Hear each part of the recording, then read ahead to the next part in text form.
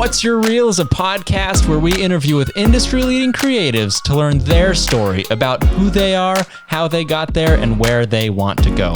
We invite you to join us on the journey as we roll their reel to learn how these creatives are finding their way to success.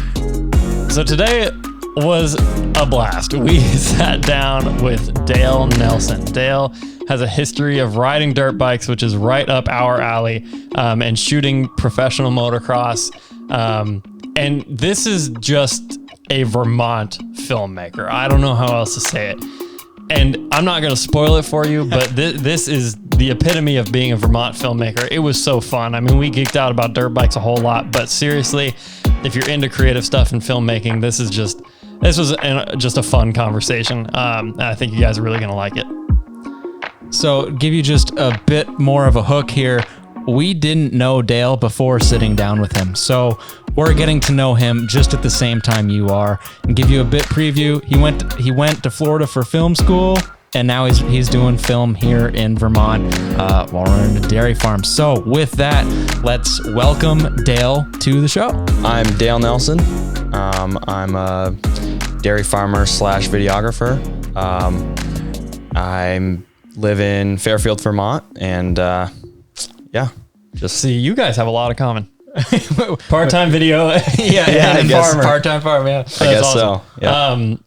How long have you always lived in Vermont? Yes. Oh, well, I moved away for a couple of years. I was traveling. I lived in Florida for a while, but I grew up here. Yes. But that was for college. For college, and then my first job I had, and then I moved back, I think 4 years ago. So Gotcha. I've been back in Vermont for 4 years now. Cool. Right on. Well, so here's how I know you. Okay. I know you from Dakota Alex.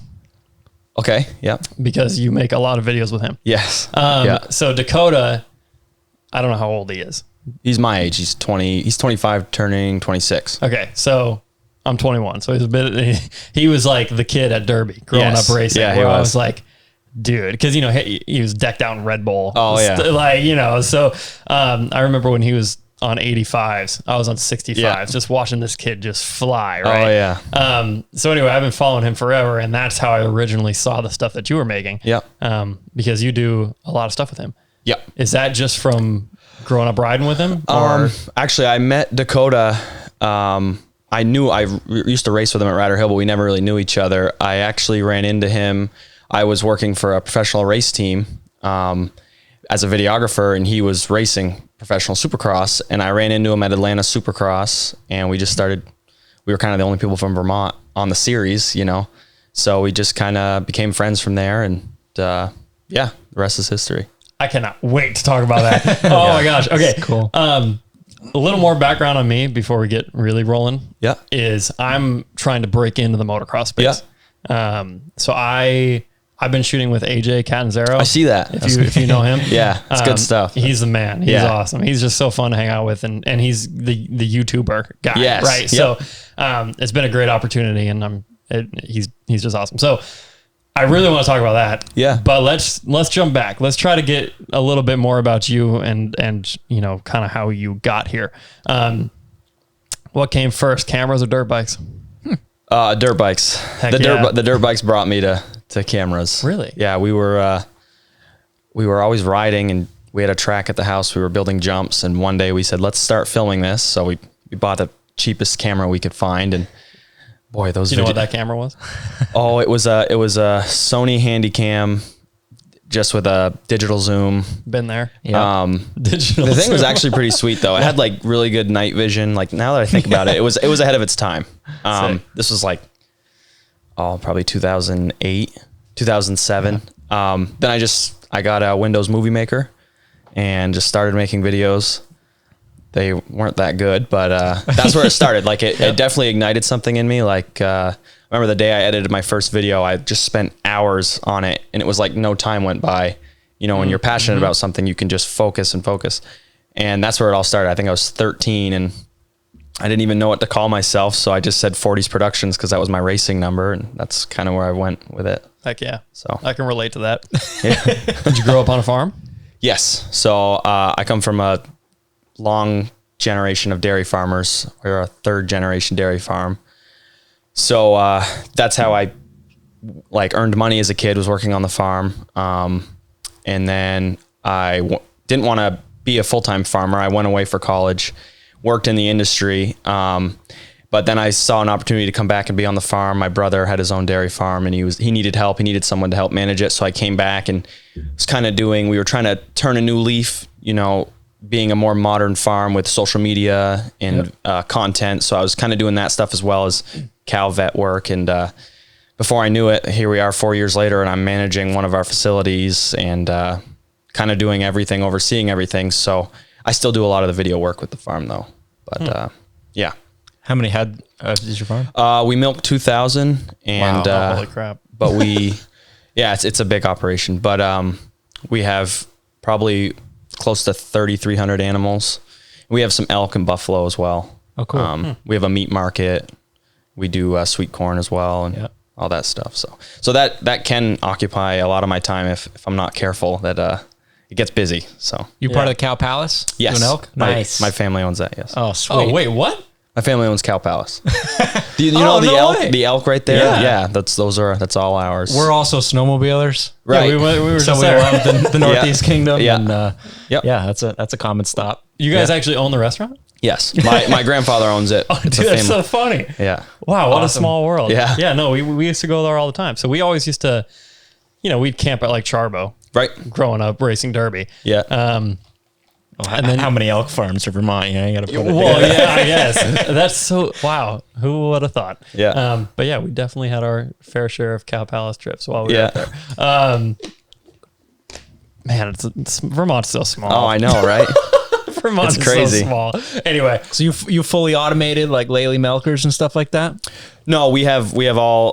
We're not robot milkers. We have all Hispanics. Yeah, wow. Working in our farms. So pretty savvy. I had to get savvy in the Spanish department. So Not a bad skill to have. Yeah, but yeah, I mean it's a good operation. It's a family owned business, so it's not exactly videography, but I do a lot of videography stuff with it, with the social media aspect, and it's a family business, so it's special to me. I get to work with my cousins, my uncles, and we all get to manage different parts of it, and it's something we get to call ours at the end of the day. So it's pretty cool. yeah. So like I feel like have been pushing that same route with what you guys are doing with Pepper's Patch, and then also the social media end.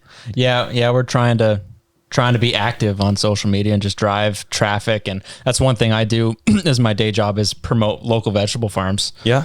So I find myself shooting a lot of videos and pictures, and I actually have a podcast for veg farmers. Oh, that's so cool.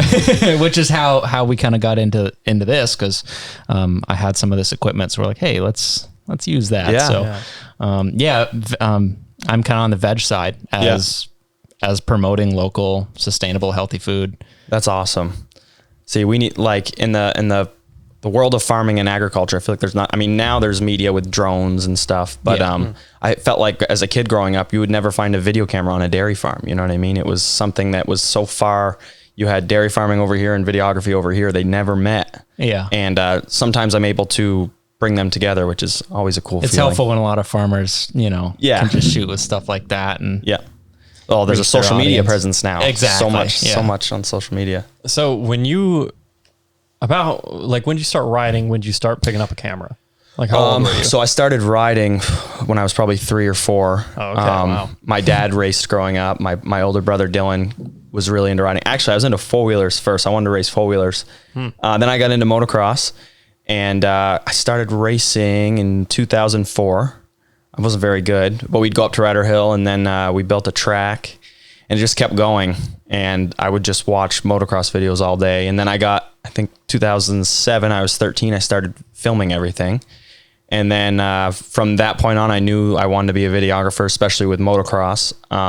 So I set my sights on film school at a young age and kind of worked towards that through high school. And I wasn't, at the time and where I'm from, we had a video production class, but you literally just watched movies the whole time. Yeah, right. We didn't get there was no cameras, there was no extracurricular, nothing for me to go off of or to learn from. So I kind of just had to use the internet to teach myself and get a camera and go out and do it. So my career didn't really start, I think, until after college. Even though I was making videos the whole time, I really didn't know what I was doing. I was just kind of shooting from the hip. But I think that's probably where I learned the most anyways, was just, you know, kind of going for it back in the day. So, yeah. So when you were growing up, you were like, you had the perspective of, I need film school to do this.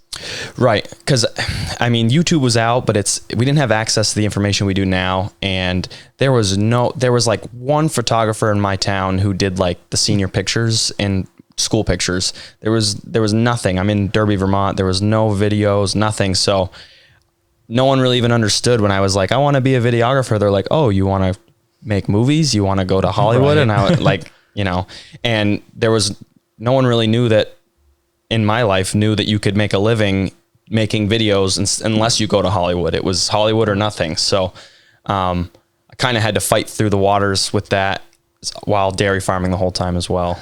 But yeah, that's a hefty schedule. Yeah. So motocross never went away. You obviously I raced all the way until I was a senior in high school. I tried to qualify for Loretta's a bunch. I almost made it. Oh, no way. I went to... so you're way faster than we are.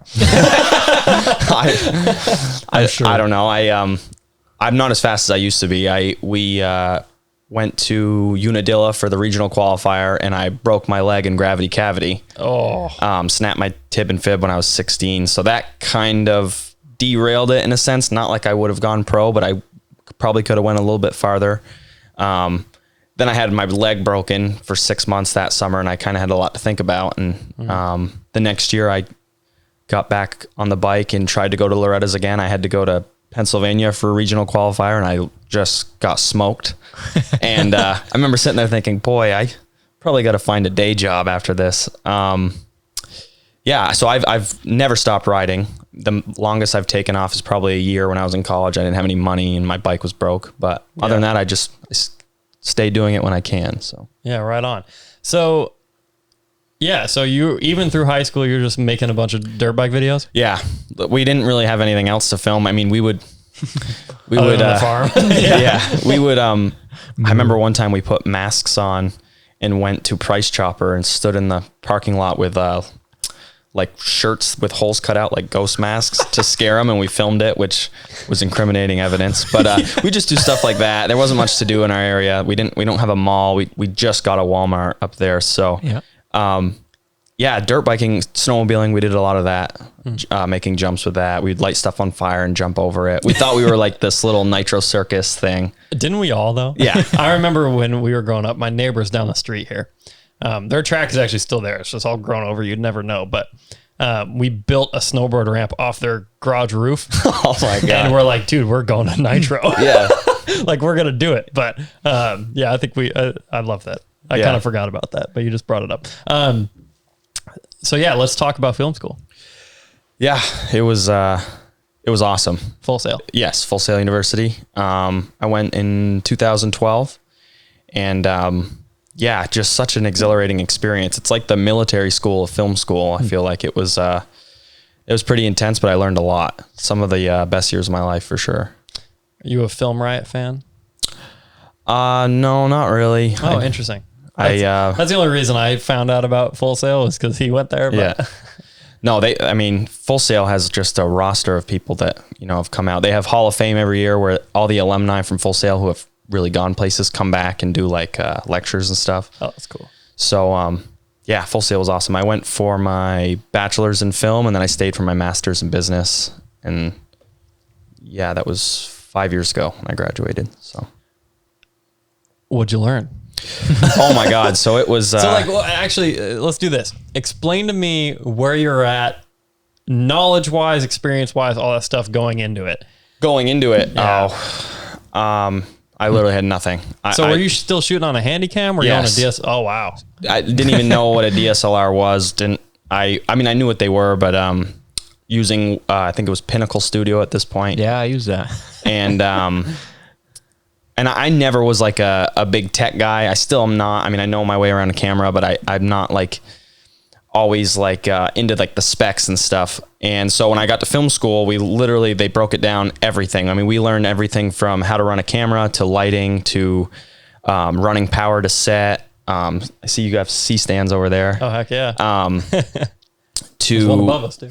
we literally, there was acting classes, there was lighting classes, we had overnight classes, we had to stay up all night to mimic being on a film set. We had to learn how to budget films. We would literally hire our classmates out into a whole cast and crew for a film, and you'd get 6 months to make it. And it was like a full-time job for a grade, basically. And some parts of it was cutthroat. But other than that, it was amazing. So basic lighting. What else? We did live production with like the fade in, fade out, running an audio board, all that stuff. So you basically get month-long classes where they would touch on a topic. Say it was lighting, that would be a 2-month class because there's so much to learn with lighting. Lighting 1 and lighting 2, and then it was 3 months advanced lighting.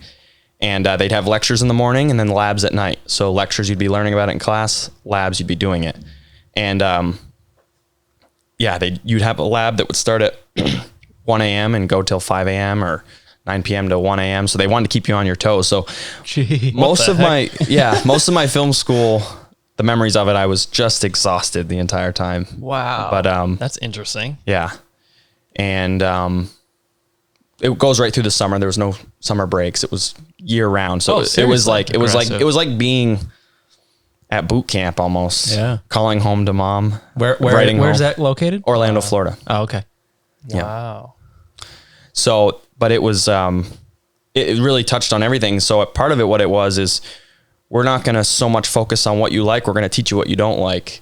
So right away I learned, not right away, but about halfway through film school, I learned I didn't want to go to Hollywood, because when I went to film school, there was no vision in my brain of being a videographer in a small town in Vermont. I just didn't think it could happen. I didn't think I could make a living doing that. So when I went to school, it was kind of Hollywood or bust. But about halfway through, I realized you can make a living filming weddings and stuff, and you don't have to go to Hollywood. And the film set life was, I don't want to say too intense, because I liked the rush, but it was just a lot. And I want to say 21 months of film school straight through. So oh my gosh. Yeah. That's awesome. I think I'd like that style of immersive learning. It's not traditional lab lecture. Like This is totally unique college experience. So yeah, they threw you into it. Yeah, right. Like it was a job. Right. I didn't go to college. I would still be in college. Yeah. If I did. It would actually, it's weird. I'd be a senior this year, but one of my main schools that I was really thinking about going to, because I decided last minute not to go to college. But it was 2 years of general ed and then 2 years of full immersion. Yeah. With that same sort of idea where it's like all around the clock, and it's like your full-time plus job. Where were you thinking of going? Liberty in Virginia.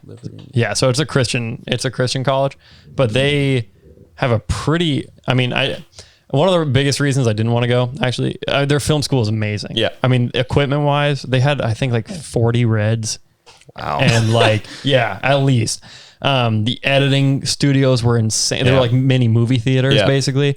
They have the only THX certified sound room. Wow. On the East Coast. Fun. Can you imagine sitting in there? It's crazy. I've sat in there. Really? It's like they I did a bunch of college tours because my brother goes there or went there. Yeah.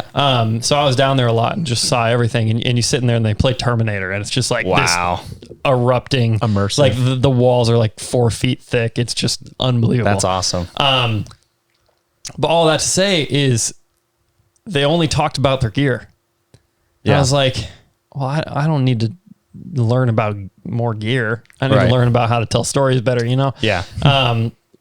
So I ended up last minute deciding not to and all that stuff. Do you think college was the right move? Yes, just because of the time. I think now you can, even the accounts I follow on Instagram, I learn stuff daily. Like I follow a film school account that's just always showing you new rigs. At the time, there wasn't so much of that. This was 2012. So at the time, yes, but you didn't go to college and you're fine. I don't think it's a make or break. For me, it was just because I needed to learn. I didn't know what my path was in videography. I had to go to learn what I didn't like to do. I flew to LA when I was 20 and spent 10 days there and realized, oh, I don't want to be here. I don't want to do this. So, I don't think it's detrimental for any other videographer. I think any other videographer today can really, be self-taught and really hit the ground running. But for me at the time, it was what I needed to do for sure. When you left, what'd you learn that you loved about filmmaking? Oh boy. Because it sounds like you realized you didn't love the full production and I didn't craziness, which I would agree. I'm not too interested in that either. What I loved when I left. So while I was in film school, I started making videos with my friends. We had like a mini vlog series going, and it was like really cool edited highlight reel vlogs type stuff. It was just us going to do random stuff. We'd do like slip and slides, and we'd go to parties. And I was doing that outside of school. And so all my classmates who were trying to be directors would go to class for 12 hours a day or through the night. And then when they're home, they're writing scripts and they're pacing around the room, and they're working on their craft, but they weren't making any ground in the industry. And there were some kids who, when they weren't at school, were out working on a shoot where they were maybe getting paid a little bit or just getting their name out there. But there was a lot of kids who the role that they wanted to play in the film industry, they were focusing so much on the craft. They were almost being like, they thought they were the next Steven Spielberg. And I learned that with my camera outside of school, I could go, it was basically homework, but for fun. I was learning so much. So when I left film school, it was that I learned probably basic lighting. I didn't know anything about shutter speed or aspect rate, any of that. I didn't know anything about like, I don't know, like white balance or anything like that, or audio. When you left? No, when I got there. I was like, dude. No, when I got there. Okay. So when I just having a basic knowledge of that, when I left, I think it gave me a little bit more confidence with my camera to go work in the industry. And I was able to do that outside of school. I literally learned something in class, and then I'd be filming with my buddies after. And I was able to like put it right to work right away, which was cool. So on your own, you didn't have to go to a lab to learn that. You had the initiative to go. Right. Well, I mean, I learned it you did. I learned it in school, but to take something you learn in the morning and then use it at night on your own with your camera was pretty cool. Just like basic lighting, right. Yeah. How to edit. I mean, we were certified in Final Cut at the time, which I don't know if I'm still considered certified because it was 8 years ago, but they taught us everything we need to know about editing, footage flow, data flow, and all that stuff. So that was cool, like to learn that. And like I said, I think it kind of prepped me to not say, hey, am I even a videographer, to, okay, I've learned this, I know what I'm doing, now I need to apply it. So was that Final Cut 7? Final Cut 10. Oh, really? Okay. Yeah, Final Cut 10. Yeah. It just came out. I was going to be, I remember my first editing software, my buddy gave me Final Cut 7. Yeah. And I was going for that certification. Yeah. Because I don't really know why. I was young. Yeah. Never got it. The book is sitting over there. Would you, while you were there, so it sounded like full immersion, so you weren't really like on actual film jobs or anything during that time? Or? We could outside of school. Like if you got to be close with a teacher, and they liked your work ethic in class, they'd help you out outside of school. I did some stuff. I didn't get many paid gigs. I did, I'd work on like music videos outside of school. At one point in the middle of film school, I wanted to be a producer. So I was being like the UPM, the unit production manager, just literally just paperwork, and that's not my thing. Yeah, producing is interesting. So I learned that I didn't want to do that. So there was a couple projects that I agreed to help on, and I remember like, it's not for school. I'm not getting paid. It was in my free time, and it took up all my free time. And I remember thinking, I don't want to do the paperwork part of filmmaking, the budgeting, But no, speaking of gear, we didn't have the Reds. We had the Arri Alexa. Arri Alexas. We got to use those. Those things are sick. We had the Arri Mini. We did a documentary filmmaking class that had the Canon C300s. Yep. Nice. So those were cool. Yeah, so you got exposed to that. Yeah, we got to use different stuff. Cinema, And actually, the documentary filmmaking was probably one of my favorite classes. And I think that's... Now that I think back to it, that's probably what kind of led me on the path I'm on now. Not that I'm making documentaries, but when you're doing a video for a small business, you're kind of treating it like a documentary. You're following them around and that is what I do. Yeah. is promotional documentaries. Yeah. Is my own clarification for it. Yeah. My own little category that I put Yeah. myself into is the promotional documentary space. Because as you know, companies can't sell something by selling something. They have to sell the story. Yes. So, yeah, that's what it is. Yeah. Promotional documentary stuff. Yeah, Full Sail. I was going to go there. I had a buddy who went there actually. Yeah. What did he go for? He went for, I think, more graphic design. Yep. Or maybe it was even game design. They have It a might have big been game design. Yeah. Yeah, I should reach out to him. Anyway, yeah, dude, that's sweet. So when you come out of college, what do you do? Oh, so while I was there, before I left, I made some connections. So I ended up getting in with the motocross crowd. I met Jason Lawrence. Okay, so back up. What does that mean? You got in with the motocross crowd? So in Florida? Yes. So, and then Do you the have industry a bike down there? Yes, I had 2 bikes with me. 2? I had a KX 250F and a CR 125. Oh, sick. And I kind of got away from filming motocross because I was in this film school thing where that's all that mattered. And a friend of mine said, let's go to the track this weekend. It's going to be a big race at Dade City. So I went there and I ran into Jason Lawrence, Jordan Bailey, Ronnie Renner, Robbie Renner, just a lot of the local pros. Wow. And so I got in with them, and then I came up with 40 SP, and then it kind of just took off. And so I would literally every weekend go to a track where all these MTF kids are racing. Yep. And I would just sell Instagram edits for $30 a pop to kids. And so moto moms would come up to me, can you make an edit of my son? He's number 3 in the 65 class. So I'd have to go out and film them. And then I'd take that money, get a hotel, spend the night, get ready for the next day and edit all night, like literally all night, and then get ready for the next day of racing. So I did that. I grinded doing that for a while. And eventually I started working with Verb Moto. And what? Yeah, worked with them a bunch. Wait, really? I did they did a Good Time in Dirt Bikes tour in 2015 in Florida. They were touring through different tracks in Florida. So I got with them, and then every now and then I'd get a video of Jason Lawrence and they would post it and stuff like that. And then, and that's Danny Stewart and Wes Williams at that point, or no? At this point, it was just Wes Williams, Eric Shirk, and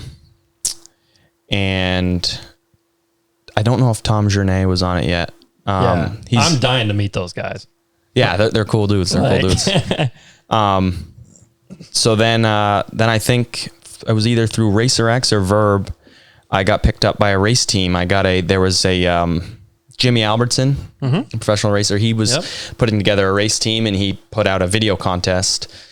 Go out and film a dirt bike video and send it to us. But I had this whole YouTube catalog of all these races I'd done, and I had some that were on Verb Moto. So I just in the back, I think I just graduated my master's. I literally was unemployed in the town in the college town I graduated in, kind of like in limbo. Like, what am I gonna do with my life? And I just one day just submitted a video, and a week later they contacted me and said, we want to hire you. And they're like, you got to move out here right away. So then I had to, I'd been living in Florida for 3 years. I had to pack up my house, drive to Vermont to, switch cars with my sister-in-law. She gave me her Jeep. I had to give her my truck back to the farm because it was a farm truck. And I just commuted west. I went to Oklahoma, just literally living out of my Jeep, moved to Oklahoma, met up with Jimmy and his wife at the time, Georgia. And it was Motorcycle Superstore Suzuki. So Motorcycle Superstore, I don't think they're still around. They're like really? motorsport.com. They're like, no, I know Motorcycle Superstore. Yeah. I didn't think they were gone. I thought they were whatever. So they hired me. It was through Motorcycle Superstore for the race team. And then we headed out to California and literally just was thrown right into it. We went to every Supercross. I was in all the autograph signings and just had to basically document everything the team did. Your camera? Yeah. I had a Sony VG20X. I have no idea what that is. It's like a handy cam with a detachable lens. Gotcha. With a microphone on the top. It's not a DSLR. But it's pretty sweet. I call it my soccer mom camera, and it's nice. pretty light. I've shot all my biggest videos I've shot on that back in the day. That's epic. Yeah, and then the whole Supercross thing started, and it was just crazy. I'm not saying I fanboyed over all this, but these people like Chad Reed, people I've looked up to my entire life. Now I'm like literally sitting with them at a dinner table because Jimmy Albertson's friends with all the pros. And so it was just so crazy for me. For everyone else, it was normal because they're just fellow coworkers. If you think about it, you see them at the races, and I did that for, I want to say 8 months. And then, my school loans hit out of deferment. So, boom. And I wasn't getting paid much. And, I was hearing rumors that the, race team was going to fold. And so, and I wasn't getting paid a lot. I didn't have a house. I finally got an apartment at the end.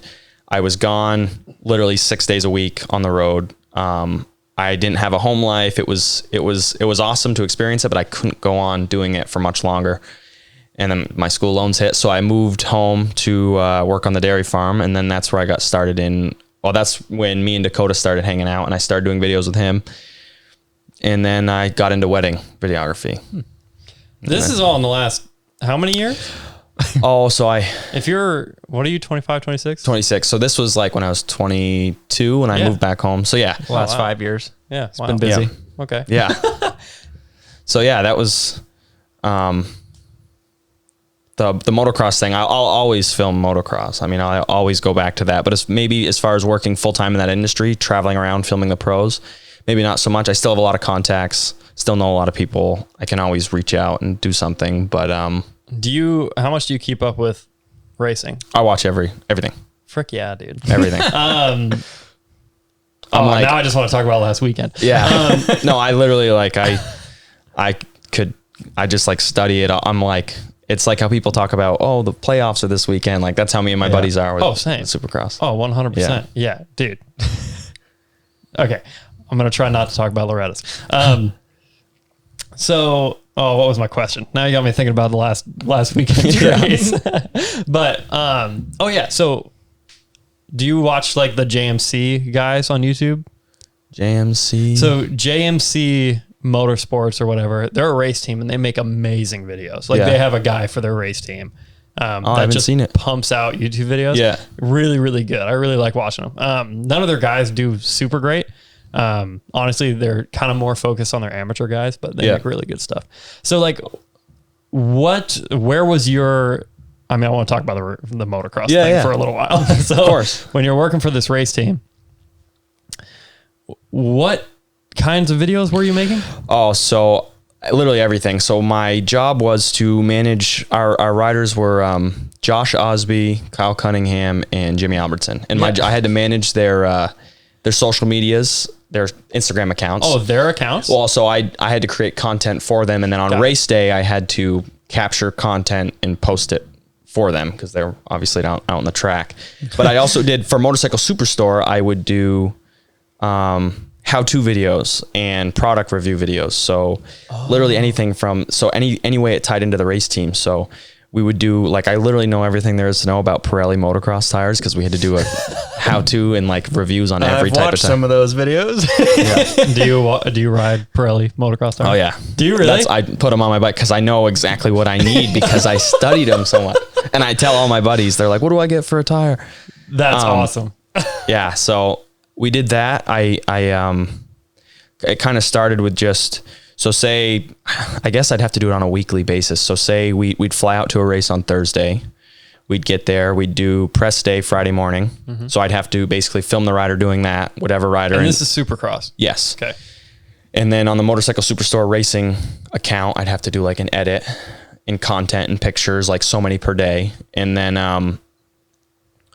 Supercross, you can't, on press day, you can use the footage, but on race day, you can't use the footage. And another part of my job on race day, because I couldn't use the footage because, like the network owns it. Right, the network owns it.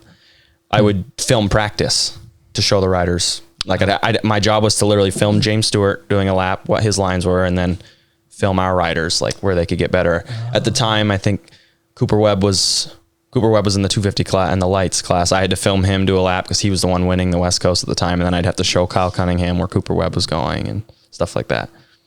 So no, it was cool. I love this. Yeah. I mean, it makes sense. Right. They all do it. So Right, yeah, you'd literally go to film practice and there'd be a member from each factory team Yep. with a video and some of them they're using a camera just to film practice, and they'd have like nicer gear than me. They'd have like a nicer tripod and a nicer camera just to use for practice. But yeah. So I'm pretty sure the way it works, and correct me if I'm wrong, but definitely the big teams, maybe not all of them, but they have a guy shooting each one of their riders, right? yes. So like Factory Husqvarna had two guys because they always in the 250s and the 450s. So they'd have one guy filming one guy filming the other. I want to say Honda had a few. They all did, and then there was me. But Yeah. no, it was cool. And then we got to do. So we were sponsored by 7MX. So I got to do some work with them, which I'd worked with 7MX before the team through my buddy Jordan Bailey. Your buddy? Yeah, I got to. Your buddy Jordan Bailey? Yeah. That's sick. I got to know Jordan Bailey pretty well, and then so he brought me out to James Stewart's house for a 7MX ride day. Come on, dude. Yeah. Wait, did you ride? No, I was there just to film. But Well, would you have ridden that track? I don't know if I could. It's pretty nuts. Dude, I know you've seen videos of James Stewart. sure I have. It's unbelievable. Yeah, it's next level.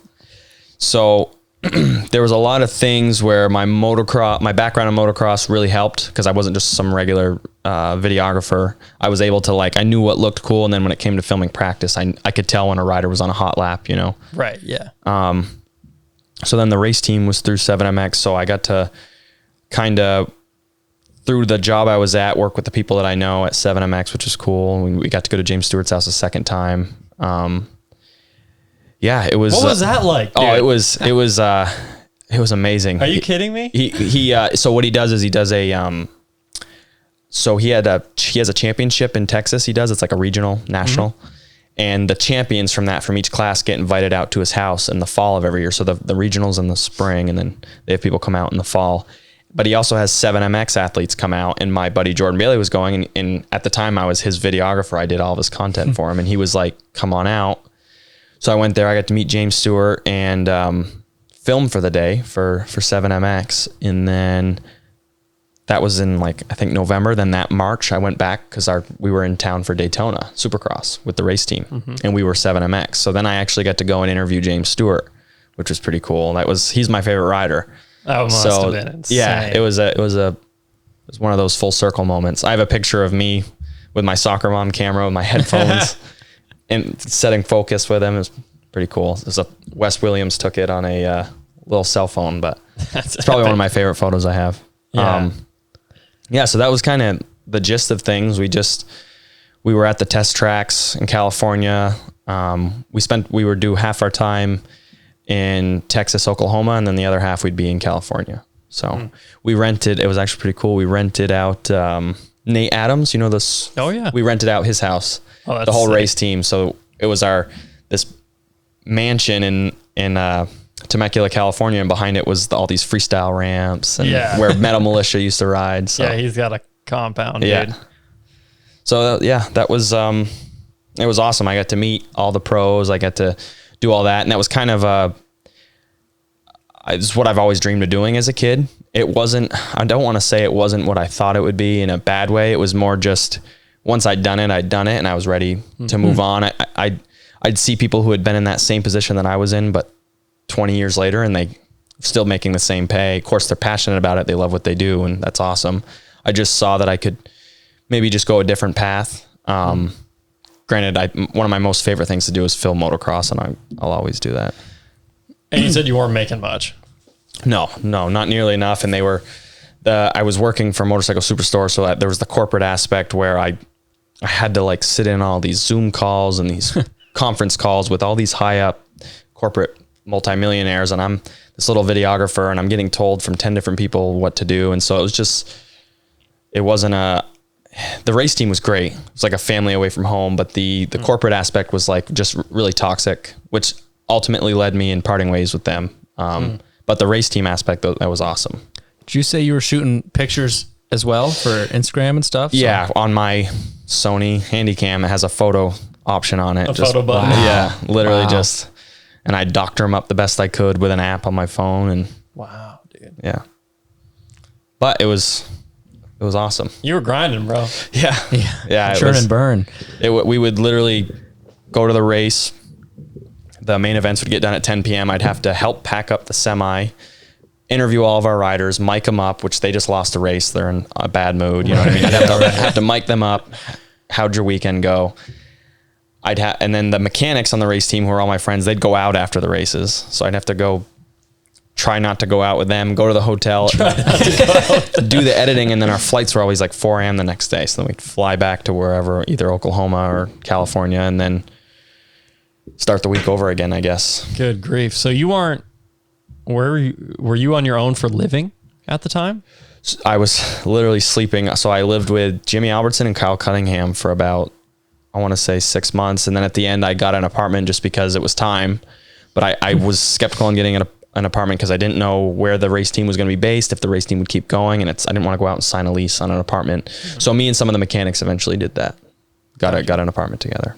But mainly I had a tote in the back of my Jeep full of clothes. I just lived out of my Jeep. I mean, I would have places to stay, but I was a mobile unit. You know what I mean? Yeah. Very minimalist. Yeah. What do you think your biggest skill or thing you learned from college that you were able to put to use? Sounds like those midnight labs. The shutter speed? Well, like frame rates and like that stuff, obviously, but I'd honestly say networking, because like that's one thing they pushed down our throat was it's not what you know, it's who you know. So I learned that if I'd be in college and I'd go to a party and I'd end up meeting someone, and then the next day we'd go film something. So it was always networking. So, and then that helped when I worked with the race team as well, just meeting people and yeah, it's who you know. So not being scared to introduce yourself and meet new people. It's one thing I learned. And then obviously the film stuff, how to work your way around the camera, basic lighting, editing, using Final Cut. That was huge. They taught us how to get certified. We were certified in Final Cut, and then how to use it fast with all the shortcuts. So when I was editing on the road, I could really edit really fast. So if I were to go on Premiere right now, I wouldn't have a fast workflow. But yeah, right. If you were working for Verb when you were 20, that must have been right before they stopped. They stopped that summer, 2016. They stopped. Yeah. So sorry, what? Well, so when I got done working with the race team, I was going to go to Verb, but they were just getting done, and just how things happened. But bummer, dude. Yeah. So how much of their stuff were you like a part of? Not too much. It was, I had been contacting Verb since I was 15 years old. So, and we all, yeah. And, I sent him a video of Jason Lawrence. Do you guys know J-Law? Jason Lawrence, the professional racer. He got in a fist fight with Villapoto. I know the name for sure. I don't remember the fist fight. He's just like the badass of the league, of the series. Sure. He won the West Coast title versus Dungey, got into Dungey's head. This is like way back. Anyway, so he was he went to jail, came out of jail. He was this all-American badass, and here he is at a track in Florida. No one knows where he's been. So I start filming him, and we do a "Where's J-Law" edit. And I even had him in the video talking crap about Villapoto and Dungey, and it went viral. So Verb got a hold of it, and that's how I got in contact with him. But I had been trying to contact him for a while, so that's kind of how that worked out. Wow. And then they said, "Hey, we're coming into town. We're doing a tour around Florida. Would you like to meet up and film with us and work with us?" So I worked with them for maybe a month or so, and then I ran into him at James Stewart's house again. So it wasn't like I wasn't employed by Verb, but I'd work with them on weekends and stuff when they were in town. Yeah. Dude, that would be awesome. Yeah. I really want to meet those guys, and I hope I have the opportunity to. Yeah. Wes is such a cool guy. He's just running. He's just like, if you watch him at a track, he's got he calls it his point and shoot camera. It's some older Panasonic thing. And he's just running around, sprinting, filming this, sprinting that, like a kid running around on a playground. He loves it. And he's been doing it since, he's probably been doing it 20 years. It's crazy. Yeah. They're good, yeah. dude. They're good. Now that they're back, it's awesome. It's really, really cool to see. Just a couple of their edits from Loretta's, I was like, oh, dude. Yeah. Like so sick. Yeah. It's just like my childhood. Yeah. Because I mean, used to eat, sleep, and breathe Verb Moto. Yeah. You know, A lot of- it was the best content. Yeah, it was. like by a long shot. Yeah. Well, they had like the cool edits with the music and like any popular song that was out, rap song, they'd make edits to. And, Yeah. Oh, it was so cool. Yeah, I don't know how they pulled that off, but Yeah, I know. They definitely use a lot of copyright Yeah. stuff. But no, it's one of those things where I always tell this story. So I've probably said it before on this podcast, but whatever. I grew up racing, and it was one of those things where I cannot remember the time when I asked for a dirt bike. I got one when I was probably like 8 years old, I think. But I just wanted one forever. Like even I lived in Williston until I was 7. We had like a little electric one that I'd ride around the streets there. And I remember that. yeah, it was a good time. I remember when you got a dirt bike because it was before me and I was all upset about it. But anyway, so I was like, I just got to race because that's what you do. Right. So I go up to Derby on a 65 and just get my butt handed to me, dude. Yeah. And then like for 2 years, just got my butt handed to me. And of course, Derby is like, they're not fast either. Right. Compared to the national. Right. So on an 85, I was like, I want to start, because I was like the 10th place guy. Right. Yep. And I found this video of Adam Cincerillo Yep. that Verb made. Oh. And it was the first time I ever saw him ride. Adam. Yep. And he's been my favorite guy since I was on 80s, right? And now I kind of hate it because everybody loves him, and I'm like, I was there first. Yeah. But so I saw him come out of a start just hanging off the back fender, and I was like, there's no way that works. And I went and did it, pulled my first hole shot Really? the next weekend. Oh, dude. that's awesome. And then from there on out, you could get top 3 because it's like if you get a start, you're good, right? So that's awesome. But anyway, Verb, bro, I freaking love them. I thought you were going to say that you leaned back and looped out. No, it actually worked. Yeah. Like I could not believe that it worked. Yeah. But anyway, do you ever know Cole Burgess by chance? Cole Birch. No, it doesn't ring a bell. Never mind. I was gonna say he smoked everybody at Derby. Tried to go to Loretta's and got his butt handed to him. Right. At Dillo. Yeah. So when you're fast at derbies, doesn't always mean you're fast everywhere else. no, it's like actually mind blowing. Yeah. Anywhere else really, Yeah. except for Canaan. Right. Yeah. Canaan's You can go to pretty easy. Canaan and do pretty well. Yeah. Yeah. Anywho, so you come home. I mean, I think we've talked about all the race team stuff, right? Yeah. So I came home, and another thing that I couldn't do when I worked on the race team is ride. I was around motocross all the time, but I was like a fish outside of a pond looking in. I couldn't do anything. You couldn't borrow a pro's bike or anything? One day when we were leaving California, they gave me one of the practice bikes and let me rip around the freestyle course, no helmet on, just wheeling and stuff. Yeah. But because I'd sold my bikes when I got hired, I put because I couldn't take my bikes with me, and so I had to sell my bikes. So when I moved back home, my first thing was, well, I have school loans I got to pay for. My brother has a position open for me on the farm. I'll kind of get to make my own schedule. I'll make enough money to buy a better camera and eventually buy a dirt bike. So that's kind of what I set out to do. And being home on the farm, he gave me a field I could build a track in. So there was reasons why it wasn't like the wind got taken out of my sails. It was more of I wanted to change things up and do things more my way. Like gladly after everything happened to me, I was with the race team. I was happy it happened, but I was ready to get back, to, I guess, making a living. So what does that look like filmmaking wise? What did you start doing? First thing when I got back was, how am I going to use my video camera to make money in Vermont? Because still, there's videography in Burlington, but we were in It's hard to make money. Yeah, we were in St. Albans, and Even in Burlington. and I didn't know, I didn't have any connections in Burlington, and so I just started doing videos for the farm, drone videos of us cropping, and some people started hitting me up to film their weddings, and I'd never filmed a wedding before, so the night before I had to go film my first wedding, I tried to become an expert on wedding videography, and then Been there. yeah, and then I just started doing that. I never really promoted it. I would promote it, but I never really went full gung-ho with it because I was busy on the farm, and so it kind of conflict with my schedule a little bit. But through word of mouth, the Northeast Kingdom, it's small. So through word of mouth, people, Dale does videos. So usually in the end of summer to fall every year, I film at least 3 or 4 weddings at the least. I actually had a lot more booked this year, but COVID happened. Yeah. So I was wondering, did that just wipe them all out, or are you still doing a I couple? I have one in September, one in October, one in December. The rest got pushed till next year.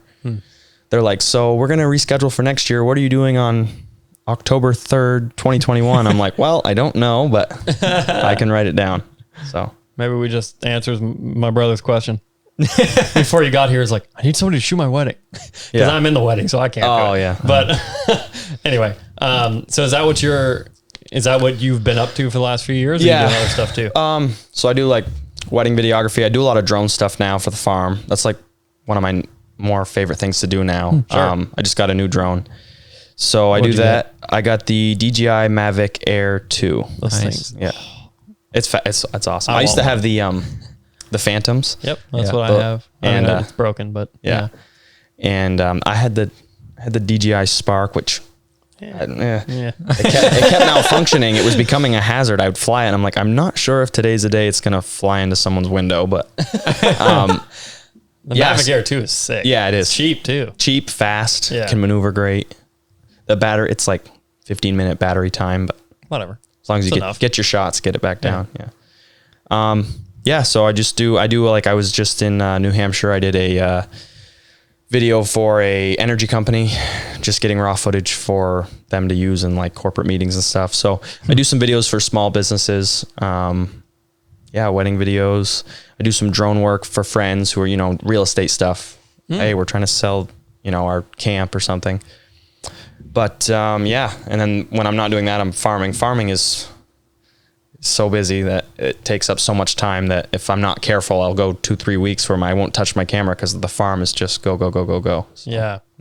You doing everything on the farm, tractor work, stuff like that? yeah. Or? So I work mainly with cows. I do a lot of veterinary work, and but I also do a lot of equipment stuff, a lot of management stuff. We have a crew that does we have an outside crew, we call it.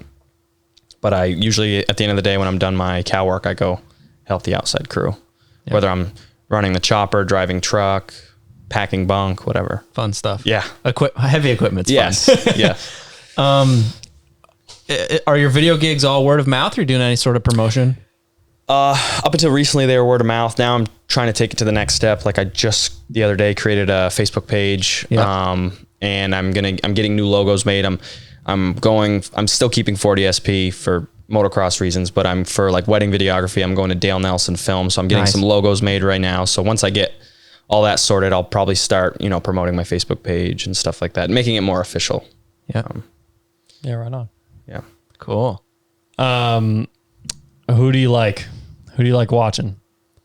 For racing? Well, yeah, let's start there. I was gonna say for media, but yeah, who do you like? Who are your guys? Who are your top guys?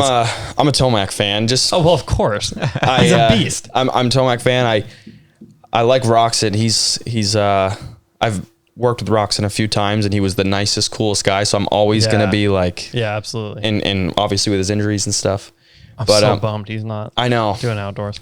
But I like Tomac. I love Barsha. He makes it so interesting.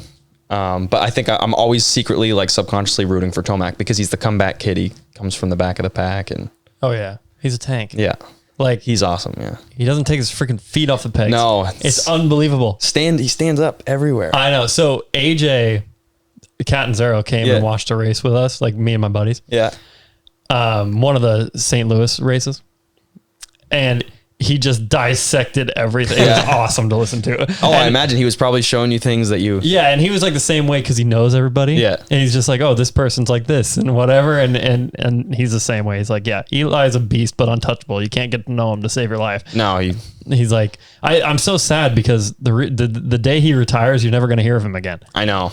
He doesn't even like really post on social media. No, he doesn't. He just keeps to himself. It's just, But maybe that's what makes him so nothing can get in his head. He's just, yeah, he's a beast.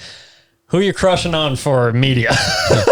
Like, do you follow? You said you followed some like I follow accounts, but- YouTubers. Yeah, I follow some accounts. There was what's his name?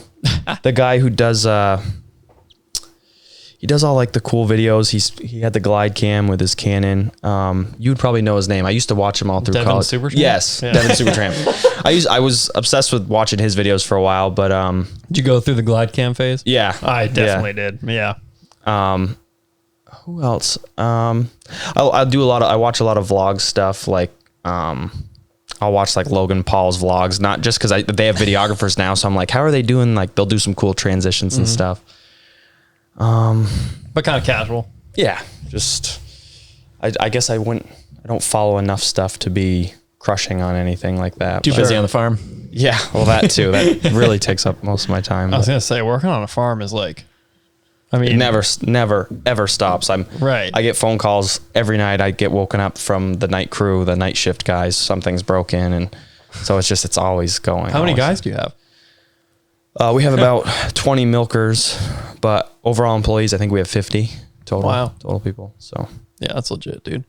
One question we like to ask a lot of our guests is there, or you went to school in Orlando. Is there a big film scene there? It kind of seems like there is a little bit. yes, more like, so now music's going crazy down there. So there's a lot of like music videos. And now like artists are doing more like day in the life stuff, vlog stuff. So there's a big video scene there. As far as film goes, there's a lot of commercials, like a lot of SAG actors, a lot of that you can. But as far as like films being shot, unless you got a blockbuster coming to town to film Transformers or something, there's really not. And then there's the whole Disney has a whole production side. So a lot of film students go to Disney to do. I mean, they do everything as far as filming events, concerts, live production, stuff like that. So there's plenty of work to be had in Orlando. Do you think you have to be in kind of a film mecca like that in order to make it? Or obviously you traveled all over, so. Not so much anymore. I think it may be a little bit easier. I think it's like Cameron, it's tough. I think where we live, I mean, Burlington's probably your best bet. But also technology is getting better. You can do a lot from home, besides the long travel to go film something. Is if you're not afraid of driving, you can live remotely and get stuff done as long as you got Wi-Fi, So I don't think the film mecca is necessary. I think it definitely helps though. I liked how you were saying earlier how even just in the last 5 years, the way you can self-educate yourself now compared to traditional colleges is amazing. Yes, it's awesome. Yeah, we have access to so much information, and I think there's a bigger film presence in Vermont, at least now. I mean, before. Yeah, they just don't charge anything. Yeah. Yeah. Puts the rest of us out of work. But yeah, absolutely. Yeah, I feel like, I mean, I wasn't in Burlington 10 years ago, but I feel like 10 years ago there wasn't as much, like all small businesses have a social media presence now. They all are getting videos made and stuff. So I think it's going to get better. And for videographers, we'll be able to find more work as time goes up, time goes by. So Times are changing. Absolutely, dude. Hey, thank you very much for doing this. Thanks for having me. Awesome. I love talking dirt bikes and video. So this was perfect. That was awesome. Absolutely. If people want to find you, follow you, check out your content, how should they do that? So on YouTube, I'm Dale Nelson. On YouTube, that's my page. That's where all my videos are. And then to contact me on Facebook with Dale Nelson Film, or on my personal page, Dale Nelson. And then on Instagram, I'm at 40SP. Awesome. So you can find me there. Sweet, dude. Awesome. Appreciate it, man. Thanks, guys. Thanks.